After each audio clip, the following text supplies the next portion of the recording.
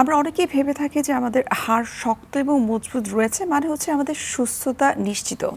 কিন্তু এমন অনেক ক্ষেত্রে কিন্তু আমরা দেখেছি যে আমাদের বয়স বাড়ার সঙ্গে সঙ্গে নীরবে যে সমস্যাটি সবথেকে বেশি দেখা দেয় সেটি হচ্ছে যে আমাদের হাড়কে সেটি দুর্বল করতে থাকে এবং সেই রোগটির নামই কিন্তু হচ্ছে অস্টিওপোরোসিস।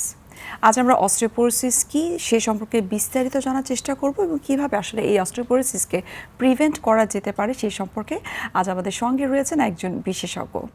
সুপ্রিয় দর্শক, আপনাদের সবাইকে আমন্ত্রণ জানাচ্ছি RTVর স্বাস্থ্য বিষয়ক নিয়মিত আয়োজন মেডি ক্যাফে পাওয়ার বাই নিবিয়ান।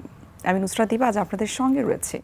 দর্শক, আমাদের আজকের আলোচ্য বিষয় হচ্ছে অস্টিওপোরোসিস, নীরব হাড় ক্ষয়ের ঝুঁকি এবং গুরুত্বপূর্ণ বিষয়টি নিয়ে কথা বলার জন্য আজ আমাদের সঙ্গে স্টুডিওতে উপস্থিত রয়েছেন অধ্যাপক doctor Mohammad Shah Alam, spine and orthopaedic surgeon, chief consultant, Bangladesh spine and orthopaedic hospital, Kalyanpur, Dhaka. Sir, আপনাকে স্বাগত জানাচ্ছি আমাদের আজকের অনুষ্ঠানে। ধন্যবাদ স্যার, যেটি প্রথমেই বলছিলাম যে অস্টিওপোরোসিস, যেটিকে আমরা নীরব ঘাতক বলে থাকি, নীরবে আস্তে আস্তে সেটি আমাদের হাড়কে দুর্বল করে দেয়। একটু জানতে চাই যে অস্টিওপোরোসিসের যে সায়েন্টিফিক বা মেডিকেল যে ডেফিনেশনটা সেটা কি? আমরা যদি মেডিকেল ভাষায় বলি অস্টিওপোরোসিস, অস্টিও মিন্স বোনস, পোরোসিস মানে ছিদ্র, অনেক অনেক ছিদ্র থাকে। নর্মালি কিন্তু আমাদের হাড়ে যথেষ্ট পরিমাণ ছিদ্র থাকে এবং অস্টিওপোরোসিস বলতে আমরা কি বোঝাই, হাড়ের ক্ষয়রোগ। আসলে আমাদের শরীরে হাড়গুলো এমনভাবেই তৈরি, প্রতিনিয়ত একদিকে হাড় ক্ষয় যায় আরেকদিকে তৈরি হয়। জন্মের পর থেকেই কিন্তু আমরা হাড়ের এরকমভাবেই ঘাটতি এবং পূরণ, ঘাটতি পূরণ এভাবেই চলতে থাকে এবং প্রত্যেকটা হাড় কিন্তু 2 বছরের মধ্যে টোটালি নিউ বোন ফর্মেশন হয়ে যায়। এখন এই অস্টিওপোরোসিস আমরা বলি সাইলেন্ট কিলার, নীরব ঘাতক। কারণ কি? কারণ আমরা বাহ্যিকভাবে অনেক সময় কোনো কিছু বুঝতে পারি না। বাইরের দিকে সুন্দর নাদুস নাদুস চেহারা, ফ্রেশ, কিন্তু হঠাৎ করে দেখা গেলো একটা হাড় ভেঙে গেছে, অথবা দেখা গেলো যে ইনসিডেন্টালি আমরা একটা এক্স রে করলাম অথবা বিএমডি করলাম, তখন আমরা দেখতে পাই যে হাড়ের ঘনত্ব কমে যাচ্ছে। সো এটা অনেকটাই হাড়ের ওয়েটটাকে কমে যাওয়ার মতো মানে একটা সিস্টেম ডেভেলপ করে এবং এটা কিন্তু সবার হয় না। এবং যে কারণের জন্য এই যে আপনি বলছেন বয়সের কারণে হয়, বিভিন্ন কারণেই কিন্তু হয়। অনেকেরই কিন্তু ধারণা যে অস্টিওপোরোসিস হচ্ছে বয়স্কদের একটা রোগ। আমি বলবো যে না, বয়স্ক যাদের মহিলাদের হলে বেশি হয়। অনেকগুলো কারণের মধ্যে একটা হলো মহিলারা খুব বেশি ভালনারেবল, স্পেশালি যখন যাদের পিরিয়ড বন্ধ হয়ে যায়। আচ্ছা, পিরিয়ড বন্ধ হয়ে গেলে পোস্ট মেনোপজাল এই স্টেজে একটা হরমোন আমাদের ডেফিসিট পড়ে, সে কারণের জন্য কিন্তু অস্টিওপোরোসিস হয়, বাট সবার না।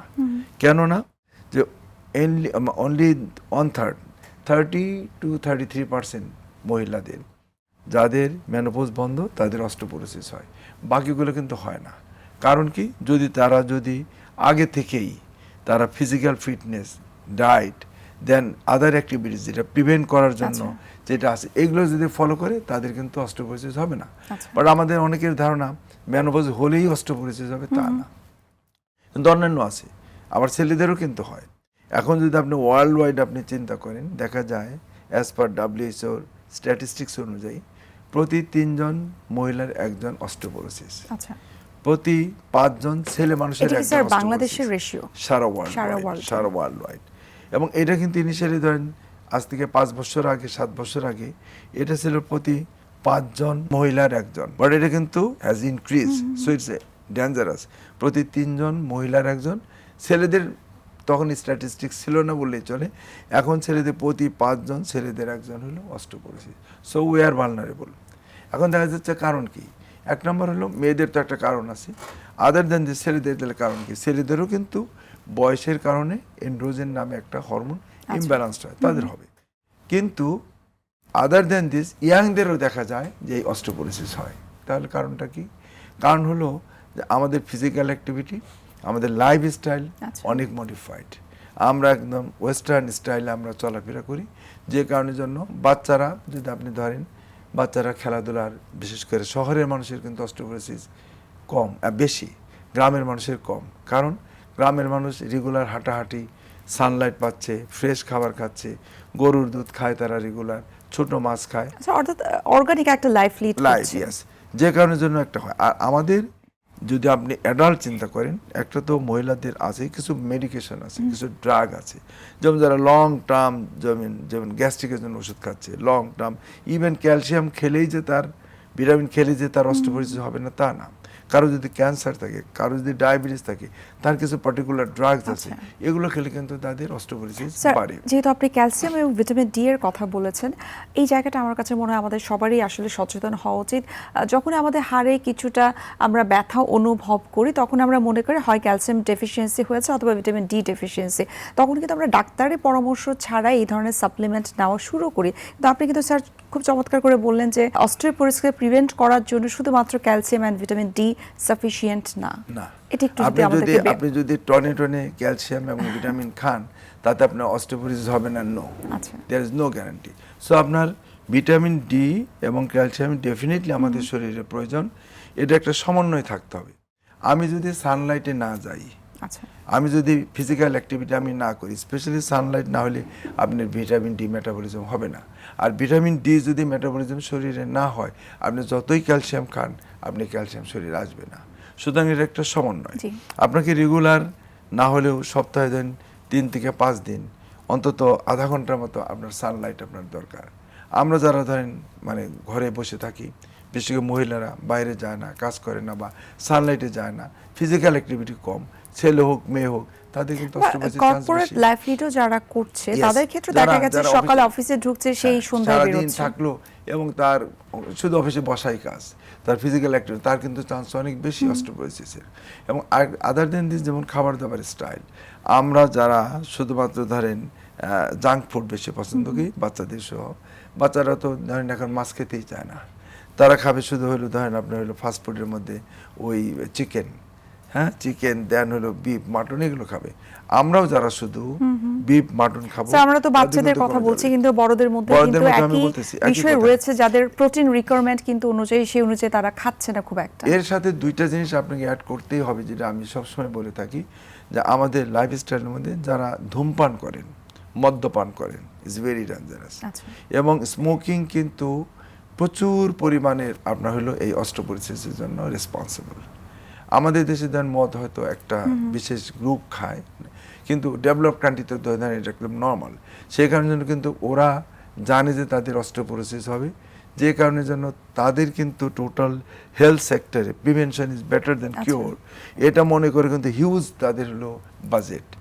এবং এই অস্টিওপোরোসিসের জন্য এত বাজেট যদি আপনি কম্পেয়ার করেন আমাদের দেশে, তাহলে ধরেন আমি কয়েক বছর আগের স্ট্যাটিস্টিক্স বলছি, ইউরোপিয়ান কান্ট্রি এবং ইউএস, তারা আমাদের যে টোটাল বাজেট হেলথে, তার চেয়ে 26 টাইমস মোর তারা কিন্তু অ্যালোকেট করে শুধু for prevention of osteoporosis. Just you imagine, huge amount তারা, যে কারণে আপনি দেখবেন যে ওয়েস্টার্ন কান্ট্রিতে আপনি দুপুর 2টার সময় দেখেন যে দৌড়াচ্ছে, হাফ প্যান্ট পরে, স্লিভলেস পরে তারা দৌড়াচ্ছে। কারণ কি? তারা জানে যে আমার শরীরের মধ্যে সানলাইট লাগবে, আমার ফিজিক্যাল অ্যাক্টিভিটি আমার বাড়াতে হবে। সেই কারণের জন্য আপনার তারা এটা বুঝতে পারে বিধায় যে ডিজিজ হয়ে গেলে ওটা ভালো করা যত কঠিন, তার চেয়ে না হলে পরে আমাদের জন্য অনেক অনেক সুবিধা। যে কারণের জন্য আমাদের দেশে যেমন আমরা, এটা একটা ন্যাশনাল স্লোগান হওয়া উচিত, এবং এটার জন্য ধরেন আপনার অ্যাওয়ারনেস বাড়ানোর জন্য উচিত। আমরা কিন্তু যেমন আমি স্পাইন সোসাইটির প্রেসিডেন্ট, আমি ধরেন এর আগে সেক্রেটারি জেনারেল ছিলাম, আমি ওয়ার্ল্ডের অনেক ইন্টারন্যাশনাল অর্গানাইজেশনের সাথে জড়িত। ওয়ার্ল্ড অস্টিওপোরোসিস ডে একটা আছে, আমরা কিন্তু এটা হলো 20 অক্টোবর, আমরা কিন্তু প্রত্যেক বছর আমরা এটা পালন করি। ইভেন আমি যে হসপিটাল এখন আমি রিটায়ার্ড, মানে স্পাইন অ্যান্ড অর্থোপেডিক হসপিটাল, আমরা কিন্তু ওই দিনটা কিন্তু আমরা সারা ওয়ার্ল্ড যেমন অবজার্ভ করি, আমরাও কিন্তু অবজার্ভ করি। এবং ওই টাইমটা কিন্তু আমরা ইভেন রাস্তায় আমরা ধরেন ওই কি বলে র্যালি করা, দেন হলো মিডিয়া থেকে ইনভলভ করা, রাস্তার লোকদেরকে জানানো, যে তাদের অন্তত 1% লোকও যদি জানলো, তাহলে কিন্তু এটা বিরাট একটা আপনার হলো অ্যাওয়ারনেস প্রোগ্রাম। এবং শুধু আমাদের দেশ না, সারা ওয়ার্ল্ডে দেন প্রায় মোর দেন 600-800 বিভিন্ন এনজিও আছে, অনেক অর্গানাইজেশন আছে যারা এই স্লোগান দিয়ে এবং সারা ওয়ার্ল্ডকে অ্যাওয়ারনেস বাড়ায় যে prevention is better then cure. এবং আপনি দেখবেন যে আমাদের থিমটা তো আসলে সারা বিশ্বে একই থাকে, একই থিম নিয়ে। কারণ কি? কারণ স্যার আপনি বলছিলেন যে দিবসটিকে কেন্দ্র করে আপনারা বিভিন্ন ধরনের র্যালি, সেমিনার, সিম্পোজিয়াম, প্রচার প্রচারণার জন্য বিভিন্ন ধরনের অ্যাক্টিভিটিস আপনাদের থাকে, কিন্তু সেই প্রচারণাটার কাজটা কিন্তু অনেক সময় শহর কেন্দ্রিক থাকে, ম্যাস পিপল পর্যন্ত পৌঁছায় কিনা সেটাই জানার চেষ্টা করবো আপনার কাছ থেকে। একটা বিরতির সময় হয়ে গেছে স্যার, আমরা বিরতি নিয়ে নিচ্ছি। সুপ্রিয় দর্শক, আপনারা দেখছেন আরটিভি নিয়মিত স্বাস্থ্য বিষয়ক আয়োজন মেডিক্যাফে, পাওয়ার্ড বাই নেভিয়ান। আমরা নিয়ে নিচ্ছি ছোট্ট একটা বিরতি, আমাদের সঙ্গেই থাকুন।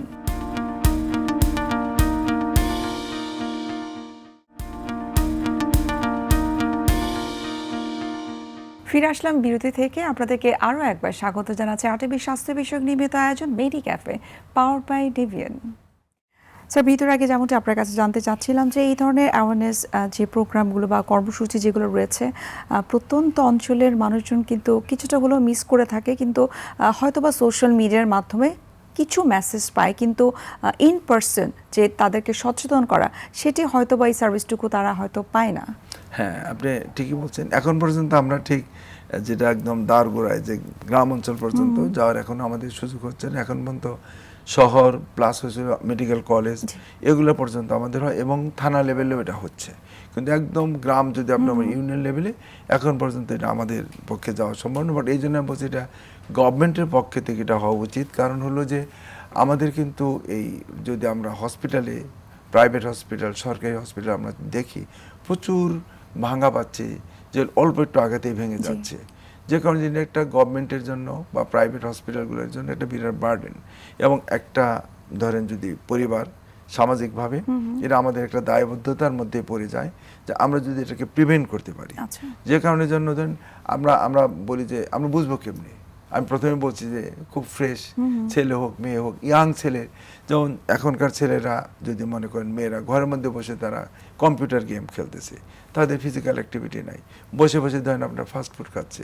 আপনি ধরেন আমি টেলিভিশনটা চালাই, আমি রিমোট কন্ট্রোলে, এসি ফ্যান রিমোট কন্ট্রোলে, এই যে আমি হাঁটবো, আমি সুইচের কাছে যাব, সেই পর্যন্ত আমাদের ফিজিক্যাল অ্যাক্টিভিটি হচ্ছে এবং তার সঙ্গে আপনি যেমনটা বলছিলেন যে স্মোকিং তার সাথে ইনভলভ। স্মোকিং দেন হলে আমরা যেটা এই যে কোক, স্প্রাইট, এ কিন্তু খুবই ডেঞ্জারাস। এইগুলো কিন্তু অস্টিওপোরোসিসের জন্য একদম সাংঘাতিকভাবে হেল্প করে। আমরা ধরেন এই দোতলা তিনতলা ইয়াং লোক তারা লিফটে ওঠে, এই যে ফিজিক্যাল অ্যাক্টিভিটি নাই।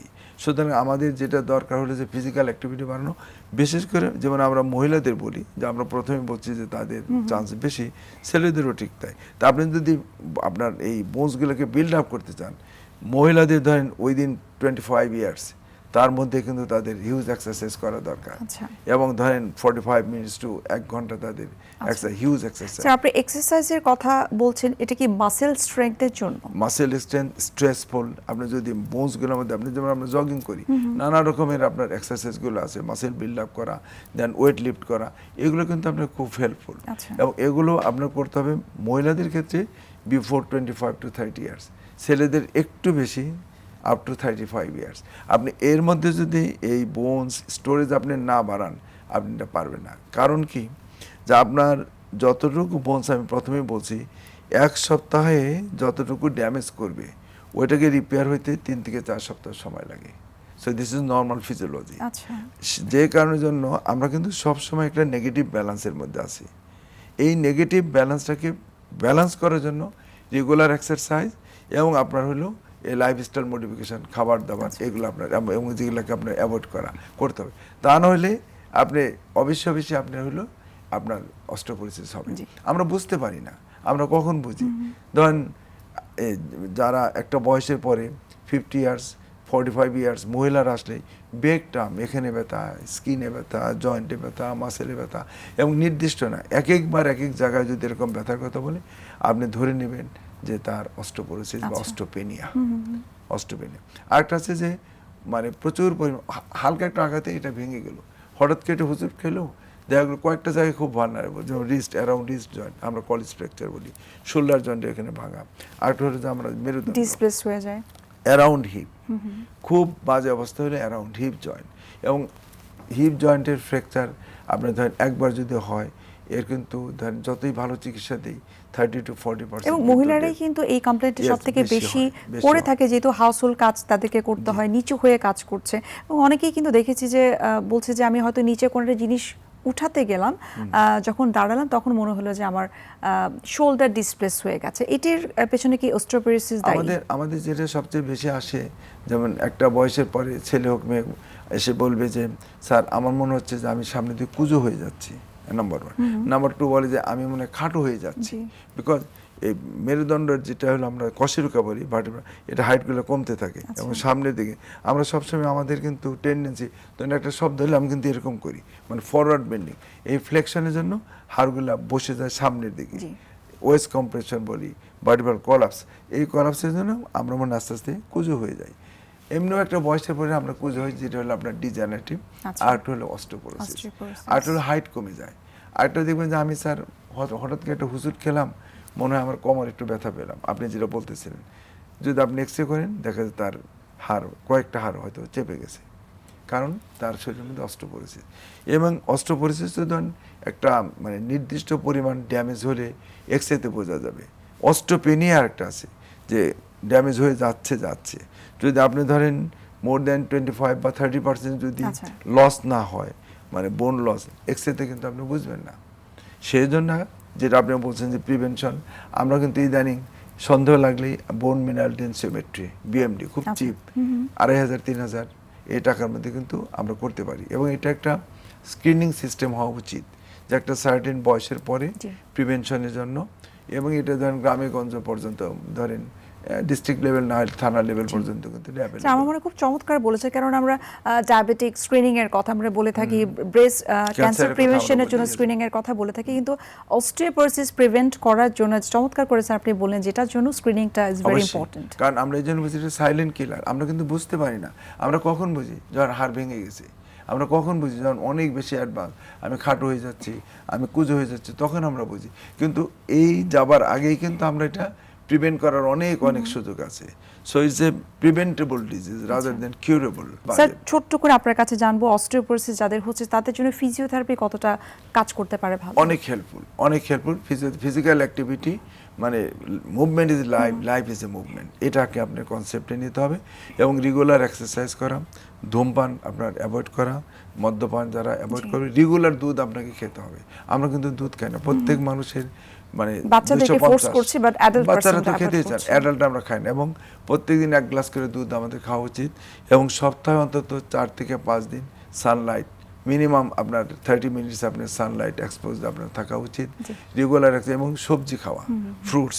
এবং আরেকটা জিনিস যাদের হয়ে যায়, এখন ধরেন আমাদের দেশে কিন্তু ফ্রুটসের মধ্যে যেমন খেজুর খুব অ্যাভেলেবল, নাট, ইভেন চীনাবাদাম, ক্যাশনাট, অ্যাভেলেবল খাবার থেকে আমরা sufficient calcium, vitamin D nut জাতীয় খাবার, dry fruits is very helpful. এবং হলো ছোট মাছ, ধরেন অনেকে গরিব মানুষ অ্যাফোর্ড করতে পারতেছে না, বড় মাছ খাওয়ার দরকার নাই, আপনি ছোট মাছ খান, প্রচুর পরিমাণ ক্যালসিয়াম আছে। চেলা মাছ, ঢেলা মাছ ভীষণ হেল্পফুল আপনাকে টু প্রিভেন্ট ইউর অস্টিওপোরোসিস। এবং এটা আপনাকে ব্যালেন্স করে both calcium and vitamin D. অনুষ্ঠান একেবারে শেষ পর্যায়ে চলে এসেছে। আমার মনে হয় আজকের অনুষ্ঠানে আমরা একটা ভিন্ন মেসেজ পেয়েছি, যে অস্টিওপোরোসিস তাকে প্রিভেন্ট করার জন্য 20 থেকে 30 বছর বয়সের মধ্যেই আমাদেরকে কিছু অ্যাক্টিভিটিসে আসতে হবে এবং এক্সারসাইজ শুরু করতে হবে। অসংখ্য ধন্যবাদ স্যার, এত গুরুত্বপূর্ণ কিছু মেসেজ আমাদেরকে দেওয়ার জন্য। আপনাকেও ধন্যবাদ। সুপ্রিয় দর্শক, এতক্ষণ আপনারা দেখছিলেন RTV স্বাস্থ্য বিষয়ক নিয়মিত আয়োজন মেডি ক্যাফে পাওয়ার্ড বাই নেভিয়ান। আজ আমরা এখানে শেষ করছি, দেখা হবে আগামী পর্বে। সে পর্যন্ত আপনারা সবাই ভালো থাকুন, সুস্থ থাকুন। আল্লাহ হাফেজ।